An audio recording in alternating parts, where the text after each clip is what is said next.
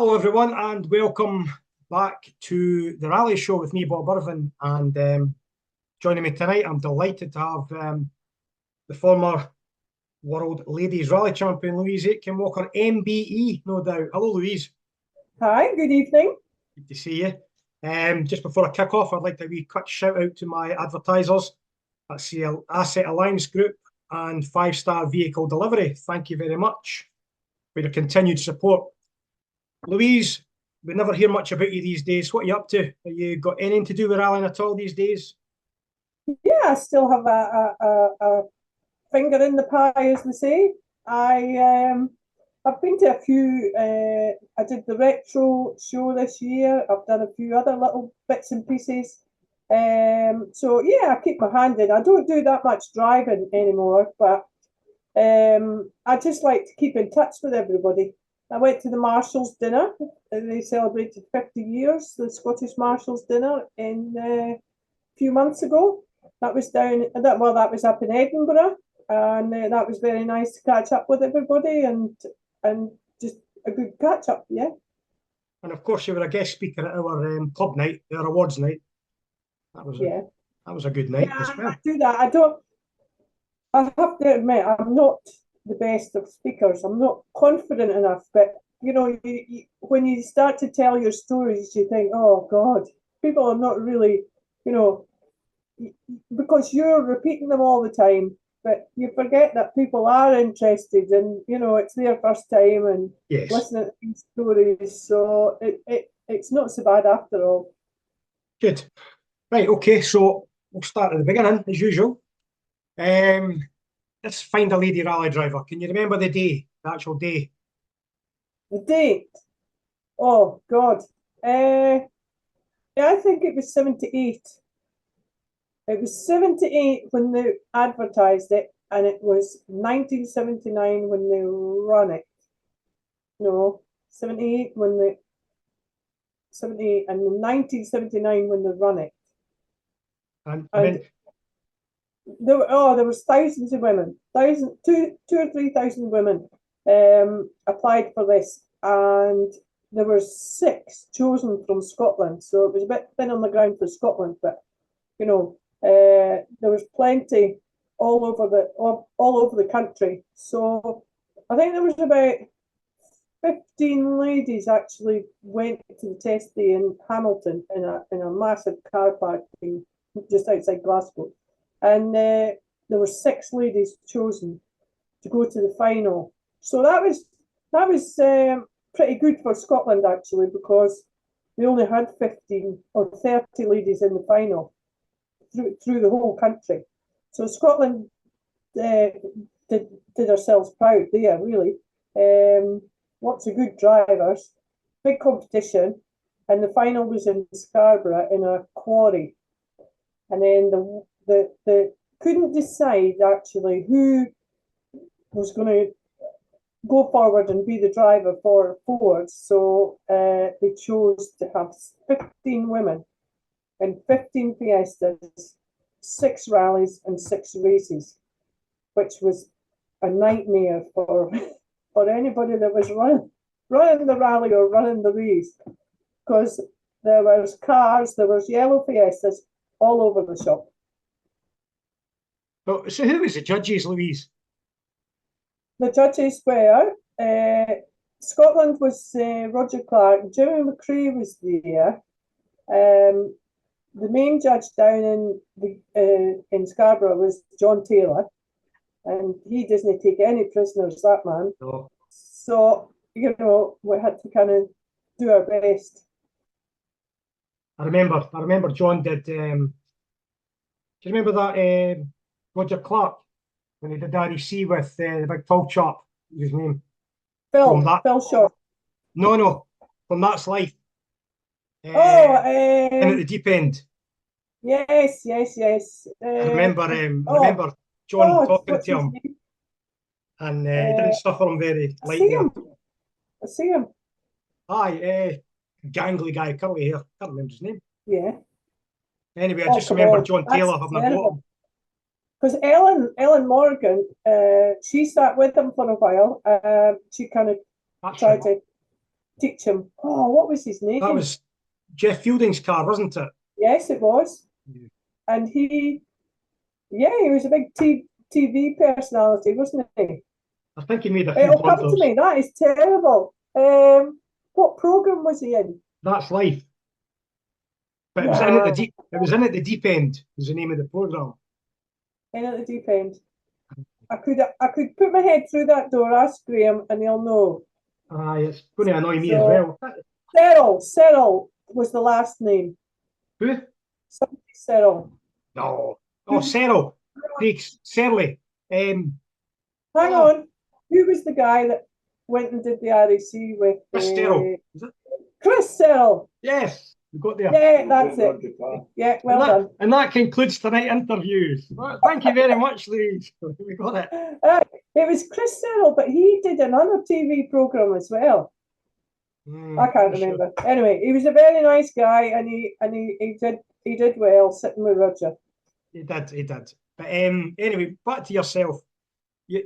So when you won this competition, was there a structure in place? Because the first year you did a lot of Welsh events and a lot of English events, national events and stuff like that. When you won the prize, what was the actual structure? Was it an ongoing thing to build you up quicker and quicker, or was it just here's a prize? No, I think what they did, I'm not trying to be big-headed here, but they were keen on to take me, but they were not keen to take me on my own because I was only 18, 19, and they were just a little bit nervous if I would throw the dolls out the pram, not really appreciate what money was going to be spent. So that's why they decided to draft in others. But on the end of the year, I never actually won that championship. I was third in the championship, but I was asked to do the follow-on rallying for the British. It'd be the international then.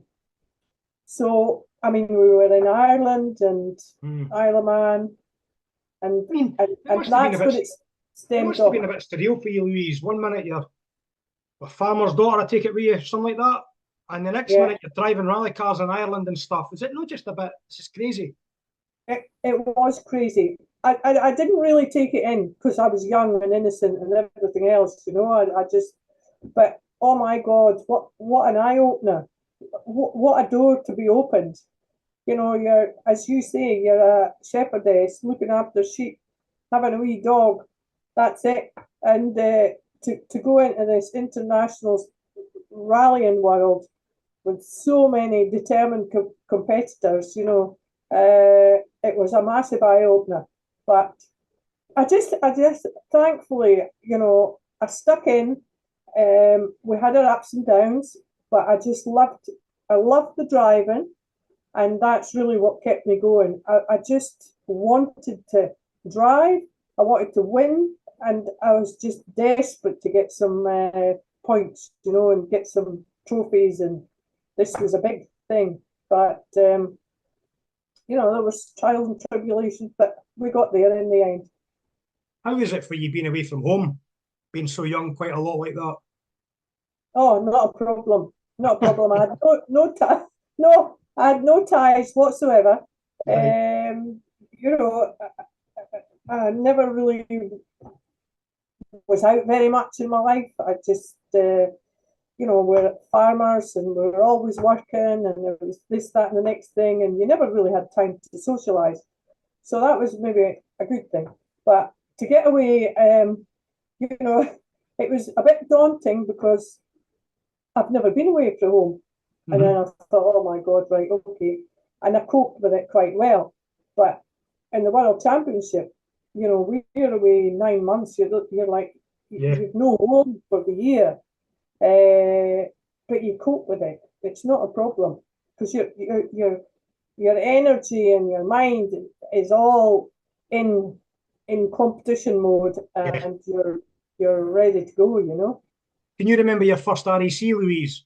I mean, compared to the national events, that must have been 1979. I mean, it must have been crazy. I remember that. I remember that vividly. I had a co-driver called Jan Williamson, and she was she was we used to call her, oh, that's not very nice, but she used to have these big leather boots. She insisted in rallying in her overalls, but big leather boots, like these puss-in boots. Right. And she kept on coming into this rally car with these puss-in boots, and I thought, oh my God, this is not so good, How am I going to tell her that she's not professional looking? But she did bring some good sponsors, so the boots stayed on the on the legs. Anyway, unfortunately, we slipped off in Kielder. Kielder was a terrible place. It was really icy. I mean, Kielder must have taken about 15% of the rally that year. And we eventually got back on the road, out of time. So we wandered through the stage, got down the motorway, and I remember Jan saying, oh, we need some fuel. So I says, oh, well, you drive, put the fuel in, and I'll nip to the loo. So anyway, went down, she drove the car out of the service station, and it just died, didn't she? She filled it with diesel. So I said to her, I says, well, thank God we're out of this rally. I says, because I don't know if I could have you sitting beside me. Aye. Anyway, she was good. She was in good well. She was good for me because her sponsorship brought money into so we could do the RAC, because that was not in the contract for Ford. Right. I mean, do you know what's strange for me, Louise, is when I look back at your history and stuff, for a Scottish person to be so successful in their career, they never did their own championship, really. You never did many SRC events. I never did, sorry? The Scottish Rally, the Scottish National Championship, you hardly did any really, the Valentine, the Kingdom, all that type of stuff. It was all straight down to England and Wales. Yeah, that's where Ford wanted us to go. We had to do what we were told. I mean, don't get me wrong, the Scottish Championship would have been as hard as, if not harder, to be honest, than the BTR. But we just never had the opportunity to come up to Scotland. I think I did the Granite a couple of times. Yes. We did the Granite in the Group 1 car. We did a couple of rallies in the Group 1 car, but that was obviously in the National Championship, you see. Mm-hmm. Aye. But aye. Yeah, but Scotland's great. I mean, I remember Ivor Clark saying, all right, you need some experience. And Andrew Cowan organised for me to sit with Ivor Clark on what was the Herringandi. Yep. And I says, right, okay. So he had the Avenger, and we were on Drummond Hill. There was no trees on the left-hand side. It was just the lake, about 300 to 400 feet down. And it was just like a snake, S-bends all the way down. And I don't think Ivor went down that S-bends in 3 wheels. One off this side, one off that side. My pencil broke. I was absolutely really scared, and I thought, well, if this is what's all about, I don't know if I want to do this. But he had got the fastest time down in Drummond Hill. God, it was amazing. It was sensational the way he was driving. It was great. Are you a good navigator? No, hellish. Yeah, hellish. I've tried to do.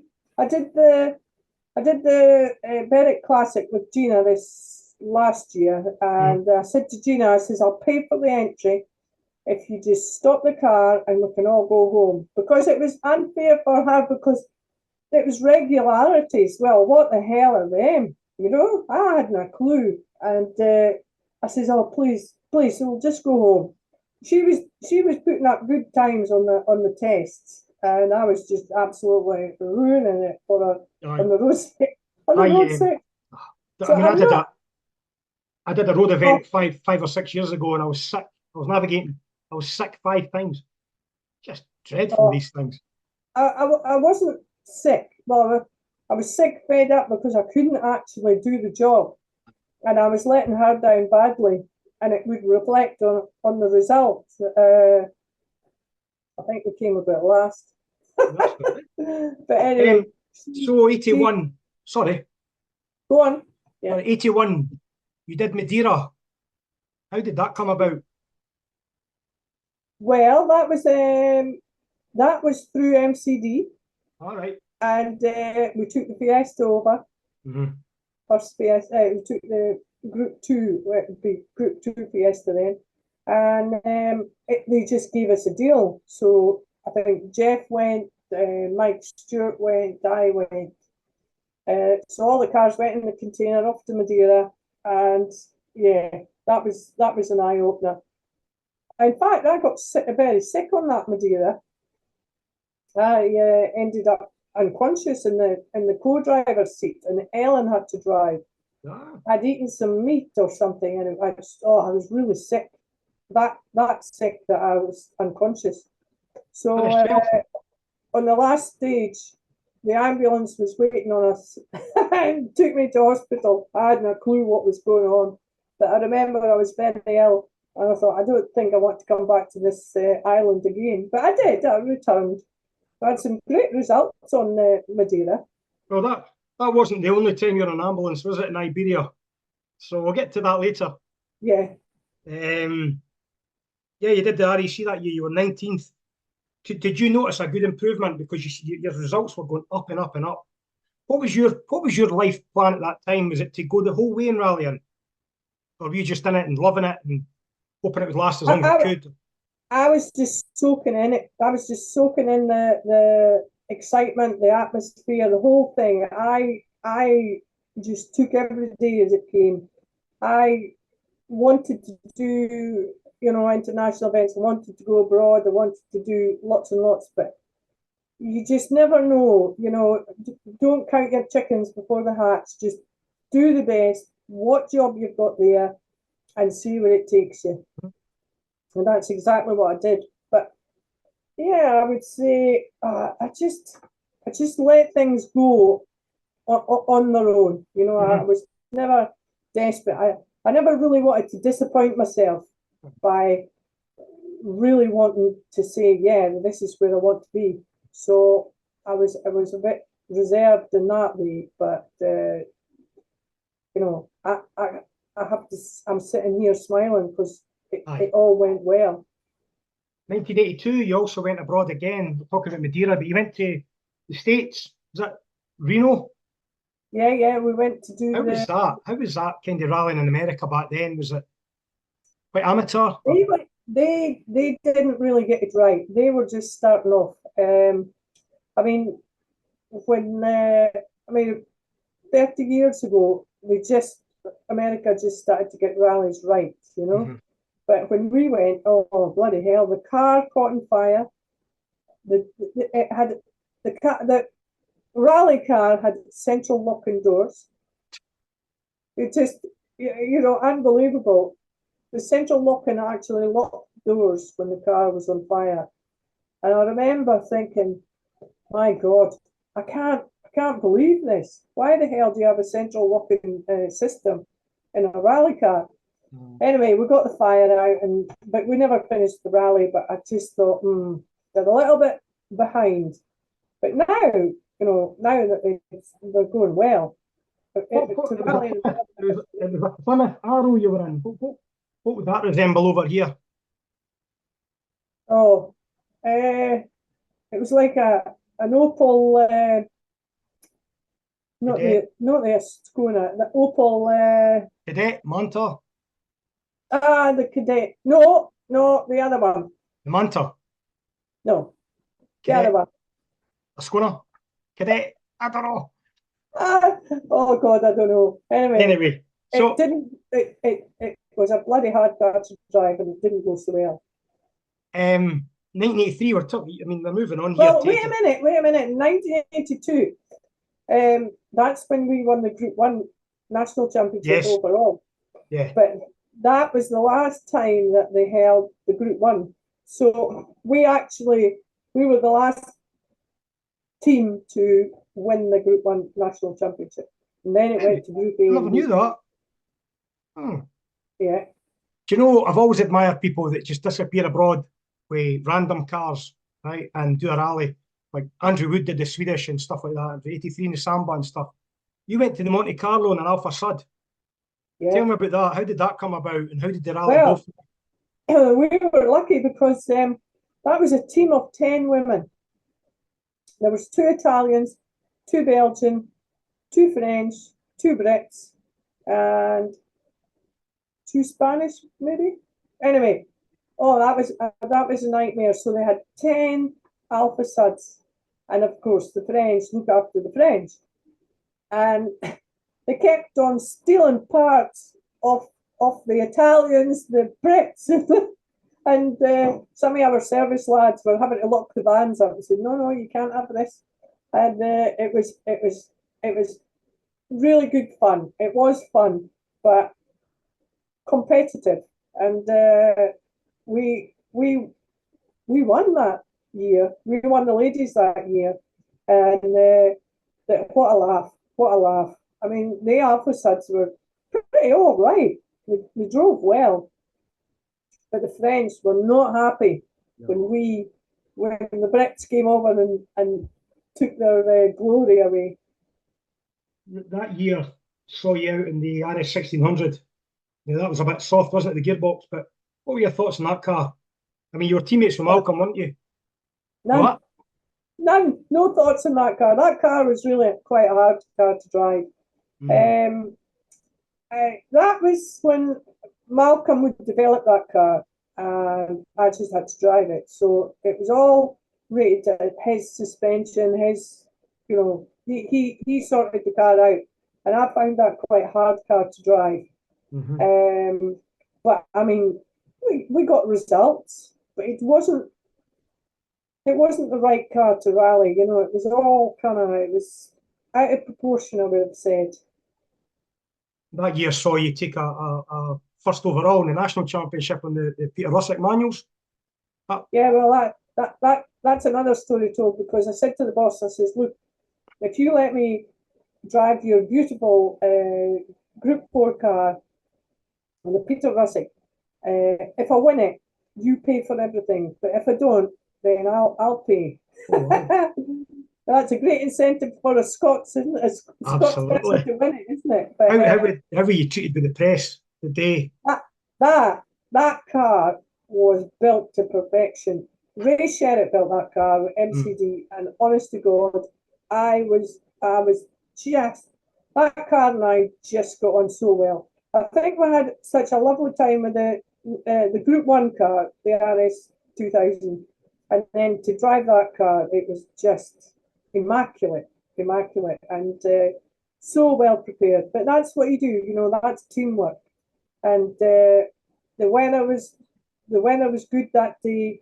The stages were excellent, or really fast flowing stages. And bear in mind that you had no pace notes then. No. So you're coming over crests and you're thinking, is it straight or whatever? But I was just in the zone then. I just woke up that morning and I thought, I'm going to do well on this event. But talking about getting a slap in the face, because the next event I said the same thing, and I thought I was unstoppable, and then we had a massive accident in Fielder. I just going too fast. I remember just going far too fast. The corner came up and upside down. We wrote the car off, actually. Well, nearly wrote the car off. So that was anyway. I worked for Jeff then, and I looked after his kids, so he was a bit soft with me and didn't have to pay. I mean, that must have done wonders for your confidence. So winning the Russick, Oh yeah, but that's what I mean. Your confidence is that high, and then you think you can walk on water. You're unstoppable, but never take things for granted. Because that next rally, I thought, yeah, I'm going to win this one as well. But yeah, I remember you winning that rally, Louise, and I remember you were the darling of the rally media for a while and stuff like that. Well, that would be nice.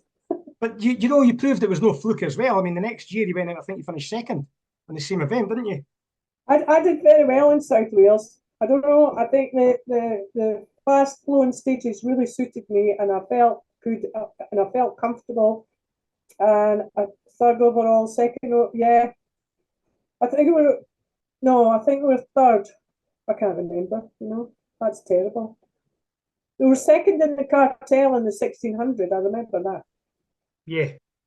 I mean, it's such you jumping from the RS 1600 into the Group 4 Escort, mixing it up, it must have been amazing, I bet you wanted to keep that Escort for the whole season.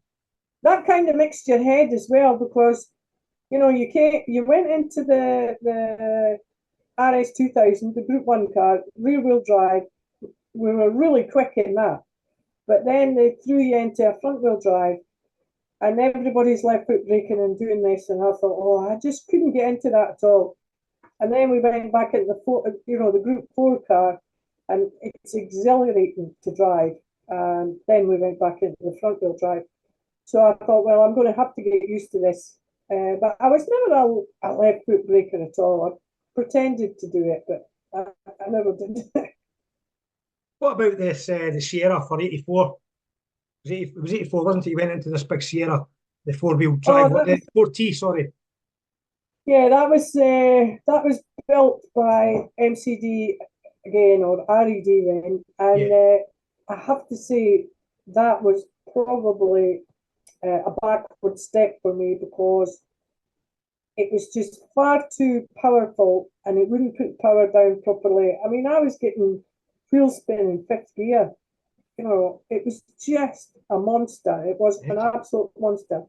And I had the two-wheel drive version, which was even harder to drive. But they got Phil Collins to sit in, and he said the same thing. He says, it's a very difficult car to drive, to keep the power down, to keep the traction. So the only thing for that is to put it in four-wheel drive, which they did do, Mm-hmm. You went to Costa Smeralda that year as well in Italy. Did I? Yeah, I did. Finished 12th. You finished 12th. That's no mean feat. Costa Smeralda, yeah, we did. Yeah. Oh, that was right. That was a great event. I loved that event. That was like going to South Wales.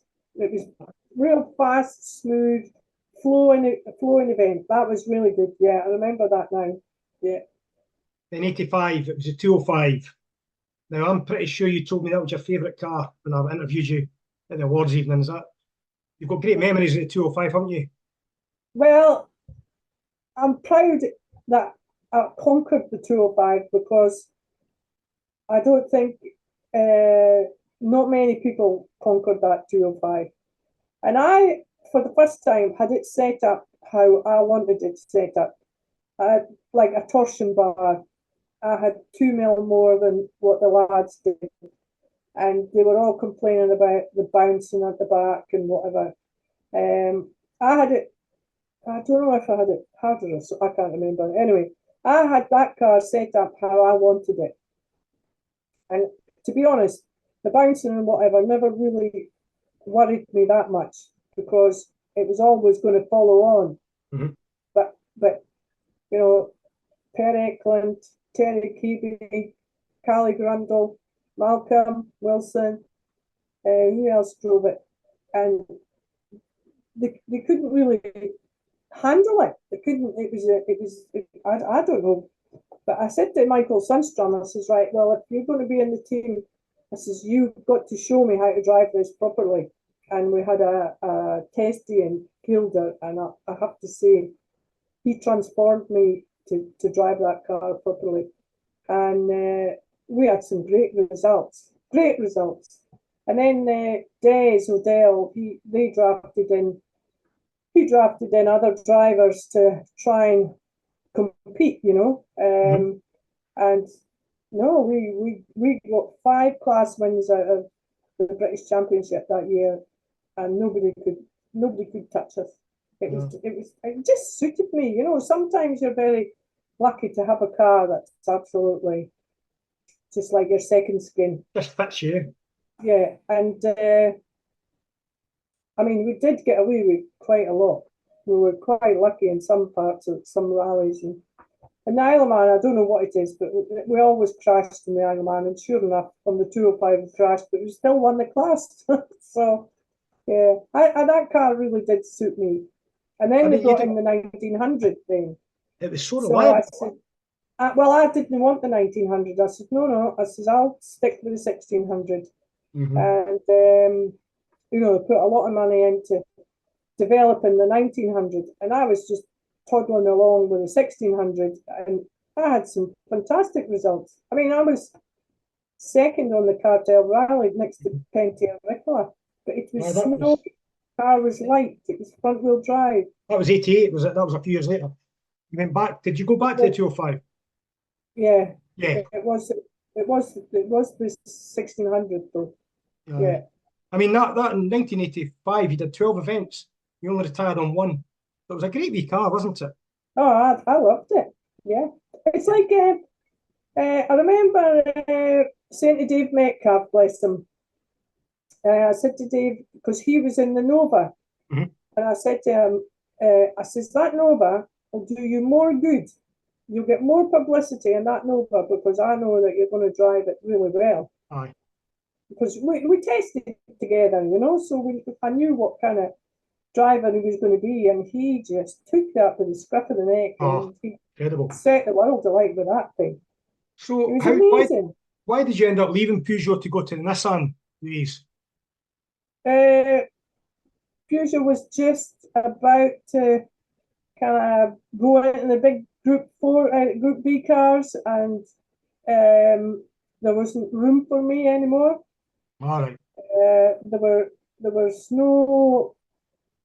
I think they run T16, and they had an international driver for that. Yeah, it was So, Sundstrom. Yeah, they ran Sundstrom in 80s. yeah, Michael. Yeah, Yeah. yeah. How was the Um, Nissan, Louise? Did you love the Nissan? no, No. no. What I, was wrong? Was it just too big? the Nissan is like, I mean, it's a very big, strong car. No wonder it won safaris, but Aye. it was like a pendulum, you know. It was that effect. If you just got sideways too much, you couldn't correct it. You would lose it, you know. And I found it very difficult to drive. You had to not sideways driving whatsoever, not what you were used to on the Escorts. Escorts were more forgiving, but I think the Nissan was a lot harder to drive. And I mean, we had some horrendous times in the Nissan. We just about killed somebody in bloody Sutton Park in the RAC rally. There's little stumps on the road, and we went off the road and we couldn't get back on, and it was just sliding right through this laurel bush. And of course, we thought nothing toward over the other side, but it was the ambulance, and we smashed into that, and oh God, it was a nightmare. Oh, no. So, no, I never took kindly to the Nissan, I have to say. But looking back, would you say you preferred the front wheel drive or the rear wheel drive? To start with, it was definitely the rear wheel drive. You know, sideways, and it was really good. But once you got to learn the front wheel drive, then it overtook us. You know, it came more natural. I was more natural in a rear wheel than a front wheel. But then I adapted, and it was fine. It was fine. It all worked out in the end. 89, Louise, you moved to the Astra. Yeah. Now, how was that after the 205? That must have been a lot more power, eh? Did you enjoy the That Astra? that Astra took a wee bit getting used to, because there again, Malcolm developed the Astra. Louise, please excuse me. Please, my battery's running out. Sorry, 2 seconds. Right.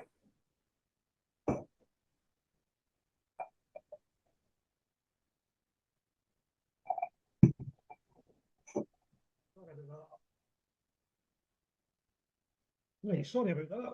Hope that's it. Right. Carry on, sorry. Yes, So the Astra. the Astra, that was a slightly more difficult car. Malcolm developed that car, and I would say it was a beast to get used to. It was quite a hard car to drive. It was a bit heavier, a bit harder to drive. The suspension was much harder, and it was a difficult car to drive. But through the year, we developed it to suit us a bit better, and we got to grips with it. And of course, in '89, I had a new co-driver then. Mm-hmm. Tina came on board, so everything was pretty new. So it took a wee bit while to settle in, but thankfully, we worked hard on that in '89, and then of course we came to do the championship in 1990, knowing that was our goal. So yeah. How did you adapt to having Tina as opposed to Ellen? Well, I mean, she was like a mother figure. Ellen was with me when we Yeah, right started, start. and she taught me a lot. She taught me just more than motorsport, and Mm-hmm.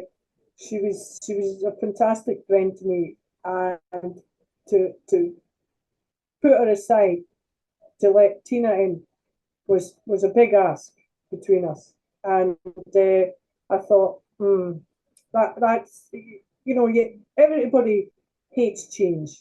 A lot of people hate change, and I thought, well, we have to have change because Mm-hmm. Ellen had such a big job.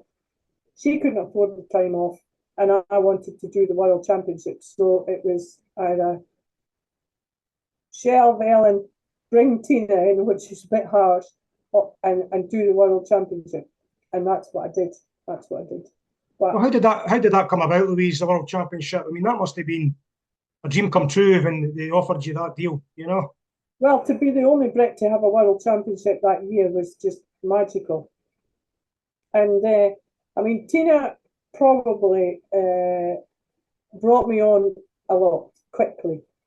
She knew a lot of drivers. She'd been in all the scenes before. She's done it, international rallies abroad.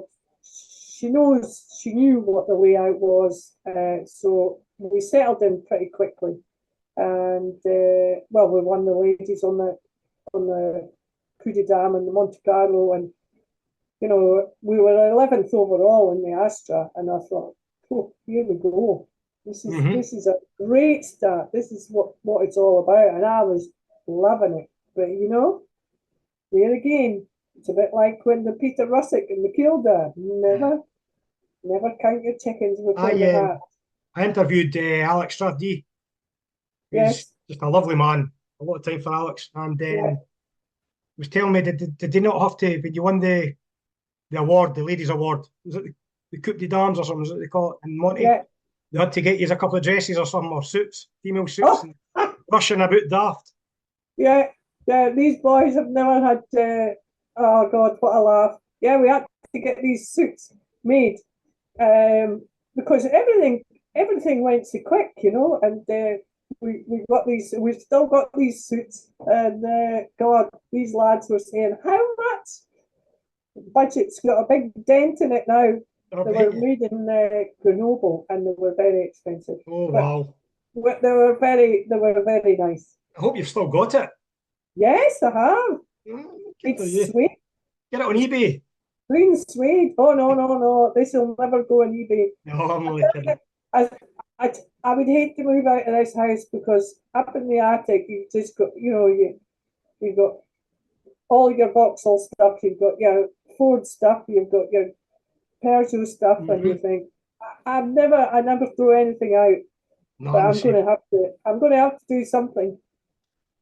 So I know you've been asked this a million times, but can we, just a quick look at the Portugal accident, which obviously made headline news here on the BBC News and stuff like that. Was that an accident? Were you terrified right away, or was it days later when it really hit you home, or did you just go through that whole thing okay, or did it really affect You, you you, after it? if you've got time, you wouldn't believe, but I'll tell you briefly. So when we went to Portugal, I had this horrible feeling, and about a week before this event, I phoned up Graham and I said, look, Graham, I says, I've got a weird feeling about this. I says, everything's just no, there's something missing, something's wrong. And I mean, both Tina and I got food poison. It was Tina's birthday one night, so we went out for a few drinks, and we were both drugged in a nightclub, which was not very nice at all. Because we weren't big drinkers on the scene then. Was that Not that we're big DiMartini? drinkers now, Was it but the Audi driver? eh? DiMartini trying to get one over on you? That's all I guess, I know. But just things went bad, and it went bad to worse. And I phoned up Graham and I says, Graham, I think there's going to be something.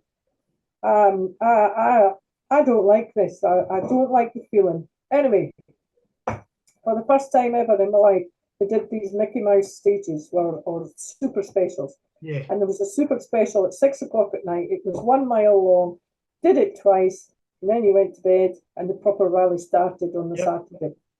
So Hannah Mickle had broken down, and I thought to myself, for the first time ever in my life, I'm saying this on camera, but for the first time, I thought, I wish that was me.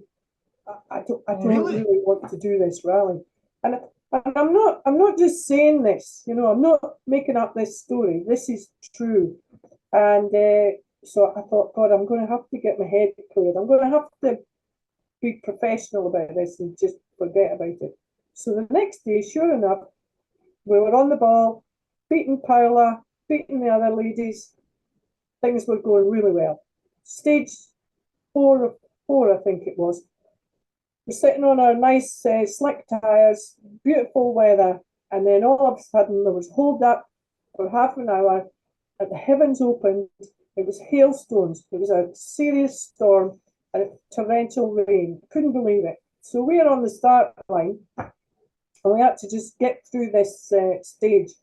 And we were going well, and I came down the hill and just turned the steering wheel, and it aquaplaned and shot right off the cliff.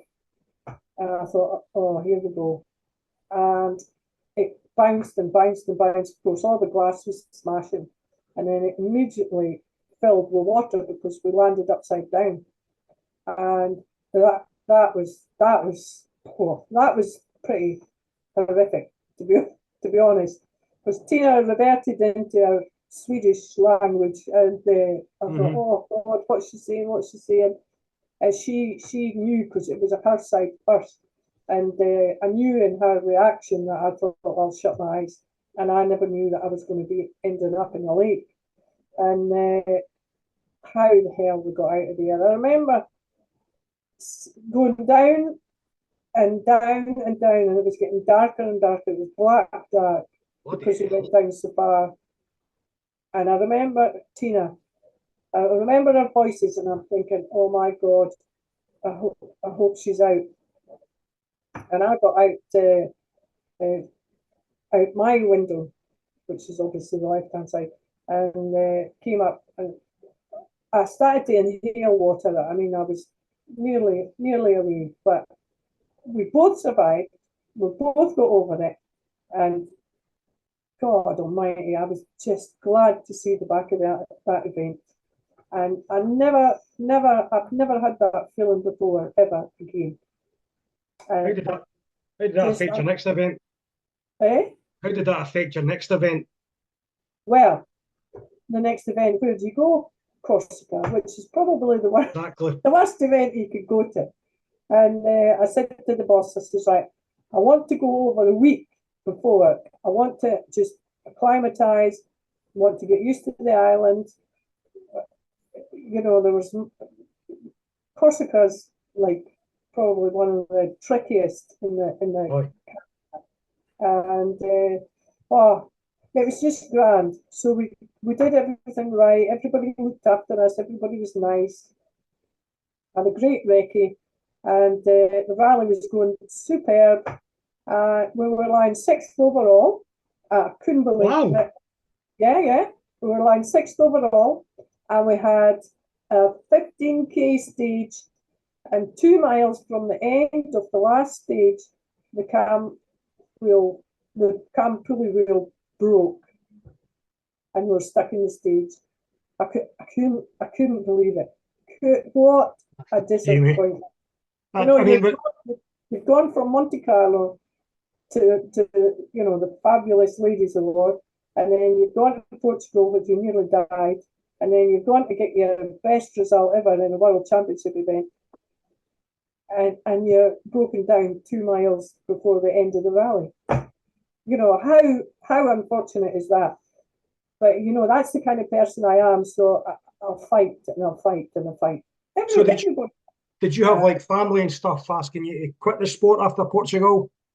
No, they would never do that. No, no. I mean, these cars are safe. I mean, that was, I have to say, that was a freak accident. It was a freak accident. And yeah, it is. I don't really want to talk much about, you know, when your time's up, because that's kind of what it is. No, I understand. Moving on. You won the championship. Moving on, we went Moving on to later on in the year. Yeah. Was it Australia? I think you did Australia and New Zealand, didn't you? How did you get on there? Yeah, we did well over there. Well over there. I mean, New Zealand and Australia are completely, I know they're close together. Well, relatively close together. Yeah. New Zealand was like Ireland, but gravel. You know, twisty, bumpy, okay. dumpy, whereas Australia was quite flowing, but it had marbles of gravel, marbly, and it was right slippy. It was right slippy. But great events, absolutely great events. A lot of people cite the New Zealand as their best rally in the world. Their favourite. Would you go as far as that? Oh, it's very, very good.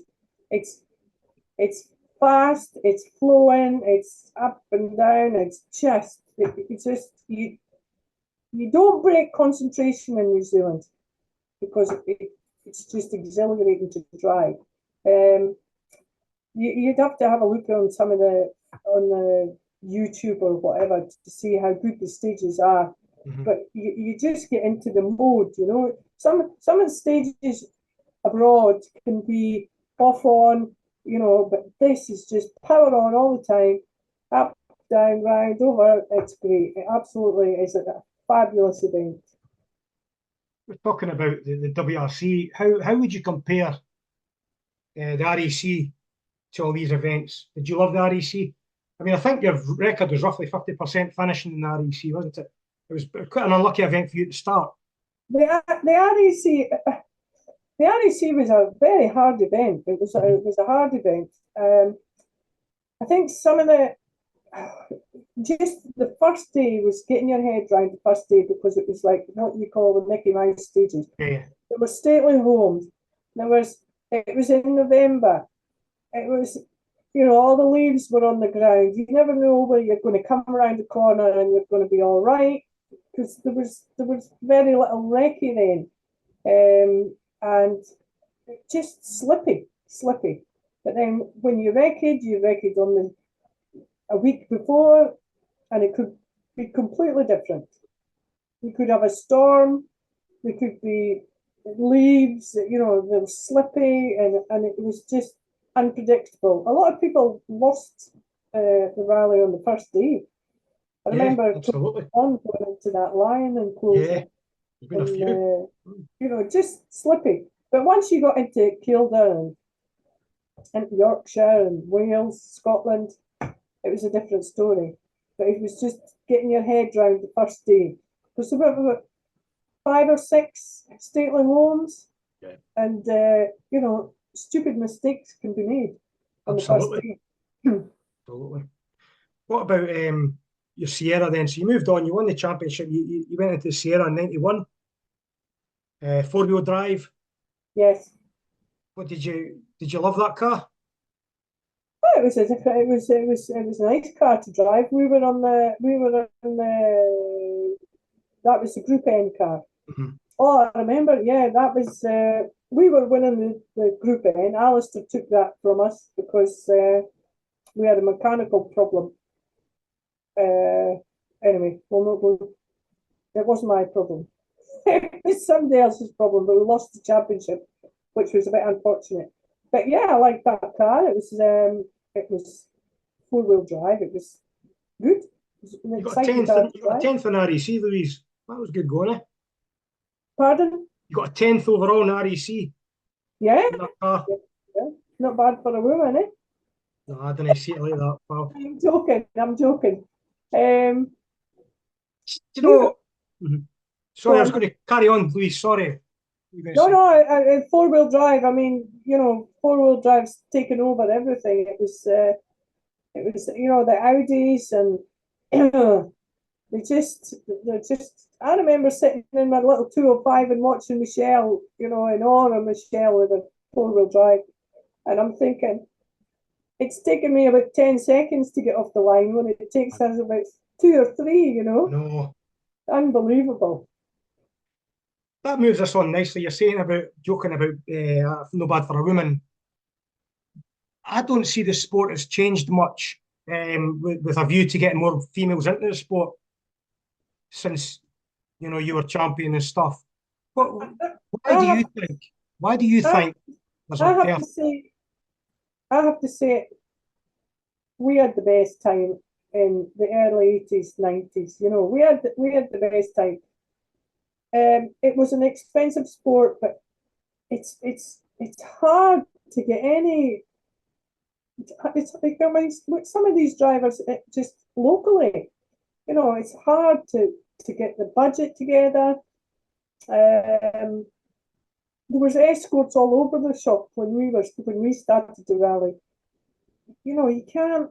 There's there's just like a huge empty space at the minute.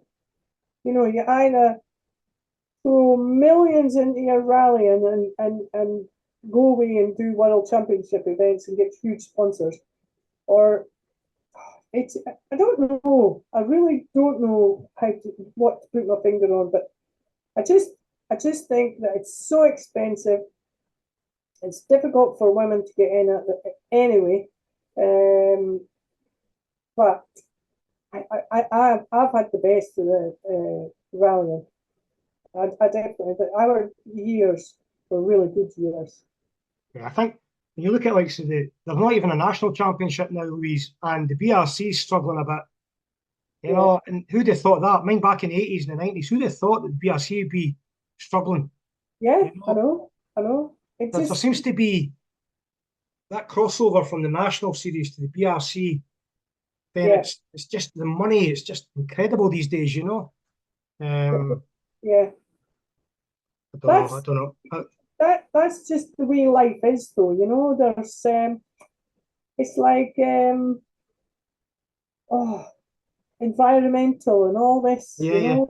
Do people really want rally cars going through the forests? Yeah, we do. Of course, we do.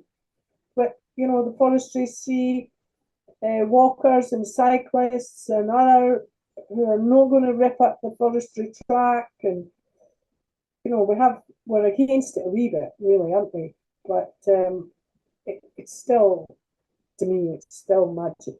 I still love it, and I would hate to see it die, but I can see it dwindling slightly.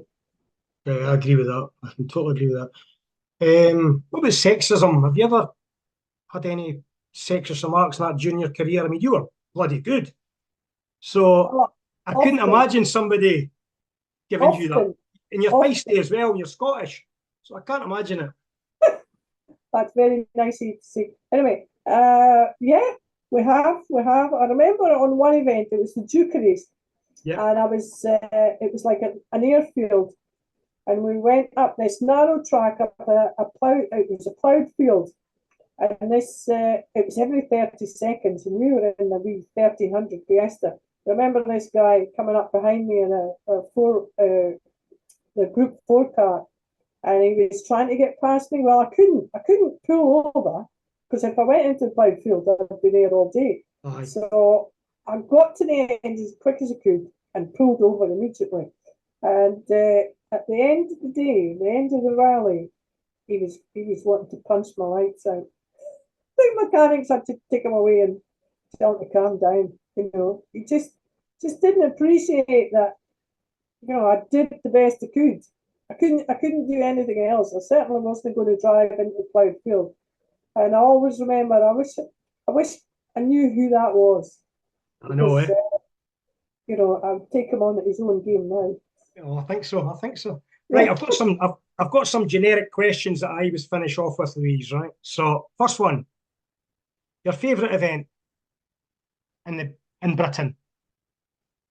Well, it's got to be the Scottish. Good one. Good one. It has got to be the Scottish. The Scottish is a hard event, but there's nothing like driving in your home ground. The most fast and flowing, I would say, would be the Peter Russet. It suited me as well. So there's a wee bit of Wales that I like as well. Yeah, yeah. Understand that. Yeah. Your favourite ever teammate? Oh God. The most honest, genuine, wanting me to be successful has got to be the late Michael Sundstrom. Yeah, he was terrific. You know, Louise, he was very, very underrated. I think if he'd been given an E2 T16 back in '86, I think he'd have won rallies. I believe Yeah. that. You know, Michael was wanting me to do well, like really win. Michael wouldn't have cared his butt if I started to beat him, and he gave me so much confidence, and I was his teammate, and yeah, he was a good guy. Dave Metcalf, he was a good guy as well. But I have to say, Michael was the one that really transformed me, my driving skills. right. Favourite car? Is it a 205? And I want your least favourite car as well. Well, to be honest, the Sierra, the two-wheel drive Sierra, the prototype one was probably the hardest car, and not the most enjoyable car. But I did love the Group 1 car. I loved doing the national championship, but I loved the little 205 as well, because we beat everybody on that one. Yeah. Well, do you know, you alluded to this earlier. Apart in the navigator seat when you've been testing with somebody or whatever, sitting beside somebody, what's the scariest you've ever been? But was it the Ivor Clark thing? Oh no, I've been in scarier moments there. You're saying about that sexism thing and whatever. I remember having a test day, and there was Tim Bryce, John Taylor, Malcolm, myself, and I can't remember, there was somebody else. Anyway, we were all testing, and John Taylor, I remember saying, "Oh, for God's sake, Louise, don't be driving like these boys. This is how you should do it." So he says, "Come with me, get in the car." Honest to God, I've never been so scared. We ended up upside down through the trees, and I says, "Really, John?" And he says, "Oh, I think something broke in the car." I says, "I don't think so." And I thought, talking about an accident to happen, well, that sure was. And sure enough, through the trees, through it in the weeds. And you get people like that, though. They want to prove to you that they are better than anybody else. And that's when they start to measure each other, That's when the accidents happen. I don't know why, but my head's just went to the Mobile One Rally Challenge there. I remember because I watched it a few months ago. How was that for you, Louise? Because I think you looked like you had a great time in that. The Mobile One Rally Challenge. Aye. It was great. It was great. I think, did we finish second overall on that one? I think you were third or something. But I'm pretty Yeah, sure anyway. you were beating Alessandro Fiorio and stuff like that in the Lancia and stuff. You've done really well. Aye, we did. We did it twice, didn't I? I think the first one was really good. We had a really good result, and then the second time we did it, we didn't have such a good result. But it's all televised. It's high pressure stuff. It's a bit like the rally sprints that were in Wales. Yeah, You've yeah. only got one shot at this, and about 2 minutes driving. So you're under an awful lot of pressure in these kind of these types of events. Some quality though, Louise. Some quality drivers there, you know. Yeah. Right. Two more. Your best friend in rallying. Best friend in rallying. Aye. In fact, I've just made up a question. Forget that best friend in rallying question. Right. You've got a dinner party and you're allowed to invite 4 rally people. Who would you invite? Oh, well, some of them are dead, unfortunately. Past or present? Just present. Past or present? Doesn't matter. Well, past or present. Who would I have? Who would I have? Oh, that's a right difficult one. Mm-hmm. I've given you all the easy ones. I'm fed up giving you folk these easy questions. I can't answer that because I'm going to be really bad and not answer that because You'll be the only person that's never answered that. I must press you. I would never dinner party. Cop out. I mean, I am. I'm going to cop out because Okay, that's fine. That's hard. I wouldn't pinpoint out somebody like that. No, I'm not doing it. That's fine. Final question, Louise. Any stage in any car, where and what car? Any stage, any car. Any stage, any car. I honestly have to say the Scottish Borders, the stages they are, when I remember them, they were absolutely great. And to drive these stages in a Group 4 car, then that would be probably, one of the best. One of the Tweed Valley stages, is it? Yeah, Tweed Valley stages, yeah.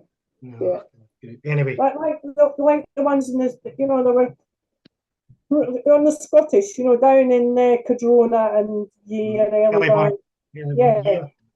Yeah. And it's in your home ground and it gives you a buzz. And when you get that buzz, it's just, there's nothing better. I just miss the Scottish International so much. Yeah. It was the best thing in my life. When I was younger, the Scottish International. It was better. Yeah. For me, it was better than the REC. Just couldn't wait for the Scottish. Anyway, Louise, it's been an absolute pleasure talking to you again. And can I just thank Asset Alliance Group and 5-Star Vehicle Delivery. You've not mentioned my whiskey. Oh, your whiskey. Louise has got her own brand of whiskey out. And Louise, you can tell us a bit about that. Well, this was an exciting thing. I thought, well, somebody had been at a party and says, "Oh, I'm surprised you've not even had your own whiskey, being Scottish." And I says, "Well, I never really thought about it." And he says, "Oh, look, I've got a friend." Well, the friend is David Robertson, the master distiller of Macallan. He's about, top 5 in the world. And I thought, well, you can't get any better than that. Mm-hmm. And then we got the tourist Dana. The guy lives down in Duns, who's a good friend of ours. So the 3 of us got together. We had 6 whiskies to taste. So we had to try and get the taste buds and see which one we liked. And then David went away and got 5 casks of Invergordon 33-year-old whiskey, single grain, and we've actually bottled it all now, and it's up for sale, and it tells a story. In fact, I've got the box here. So this took a lot of designing, but this is the box. I'm afraid this is empty. I don't know if you can see it very well. I can see it, aye. But it's been designed by 3 Brand Design in Edinburgh, and it tells a story, and it's photographs, and the whiskey is absolutely top notch. That's fantastic. That sounds really exciting. I'm so happy, and the sales are going really well. And there's only 490 bottles. So So how do people get one, Louise? we go on a site called the Tourist Dana. It's www.touristdana, which is TURISDANA.com, and they can see it on that site. Brilliant. We've only launched it a fortnight ago. Great stuff. But it's going to be, it's an investment, I would say. But the whiskey is absolutely tremendous. I'm not sure you're a real Scot. If you're a real Scot, you'd have drunk half of them by now. Yeah, no, I'm saving that. It's an investment for the kids. Right, Louise, thank you so much for coming on tonight. I'm thrilled to have spoken to you, and I wish your whisky venture all the best. I hope so. And thank you everyone for watching, and I'll see you next time on the Rally Show. Thanks for now. Okay, thank you.